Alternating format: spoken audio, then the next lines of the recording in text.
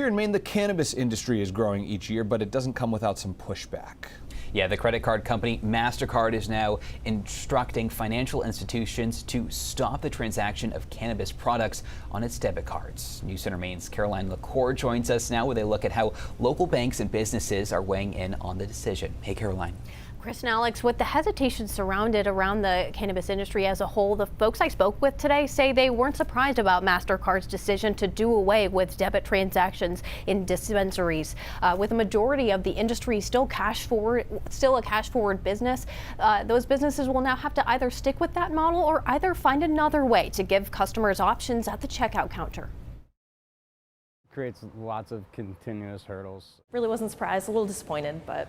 A pushback for the marijuana industry here in Maine. Mastercard's announcement to not allow its cards to be used to purchase cannabis is leaving many local businesses shaking their heads. Scrutiny from the banking and financial institutions kind of provide a turbulent landscape for us to operate on. Currently in the U.S., marijuana, medical or not, is classified as a federally illegal drug, but it is legal here in Maine. Just last year, the state recorded more than $158 million in total sales in the adult use market. Most banks are hesitant to do business with cannabis-related businesses because of that risk or threat. CEO Brad Page of Kennebec Savings says if purchases do go through, banks could be subject to anti-money laundering laws, leaving many banks going forward with the new guidelines. But a cash-only business model also leaves local businesses with obstacles. It puts the business owners of the dispensaries at risk, puts their customers at risk with that much cash floating around. Page says other paths are open down the road. If passed, acts like the Safe Banking Act would allow local banks to do business with cannabis stores in states where it is legal. We could go ahead and do things like start making loans to cannabis-related businesses. Ripple Wellness out of Saco says although they are used to a cash-only model, the decision is a mix-up for businesses who've been taking advantage of the cashless ATM withdrawals as another form of payment for customers. It may add an additional step for the consumer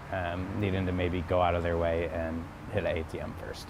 Others say with the industry already being a cash-forward model, retail workers are disappointed but not fazed by the change-up and are already looking to new options like ACH processing. We hope that soon they will realize that this is a legal industry. We're operating legally within, the state limits, and hopefully they'll be willing to work with us sooner than later. When we reached out, both Kennebec Savings and Bangor Savings Bank say they will continue to operate under the federal and legal regulatory guidelines. For card holders, customers can contact their local branch for support. Chris and Alex. All right. Thank you, Caroline.